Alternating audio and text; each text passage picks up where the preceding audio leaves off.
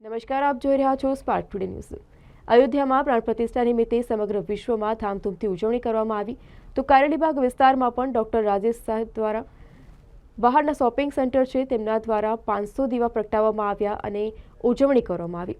તમામ લોકો છે ઉત્સાહ સાથે ઉજવણી કરવામાં આવી ત્યારે કારેલીબાગ વિસ્તારમાં પણ ડોક્ટર રાજેશ શાહ દ્વારા જે શોપિંગ સેન્ટર છે ત્યાં બહાર 500 દીવા પ્રગટાવી અને ઉજવણી કરવામાં આવી હતી। 500 વર્ષ પછી શ્રી રામલલ્લાની પુનઃસ્થાપના અયોધ્યા ખાતે થઈ રહી છે।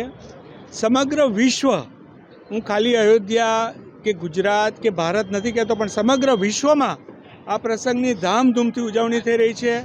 આજે અમારા શોપિંગ સેન્ટર અને એપાર્ટમેન્ટ બધા જ આપ જોઈ શકો છો કે રોડ ઉપર 500 જેટલા દીવાઓનું દીપ પ્રાગટ્ય કર્યું છે અને જોરદાર સેલિબ્રેશન અમારું કારેલીબાગ વિસ્તારમાં અહીંયા કરવામાં આવેલું છે।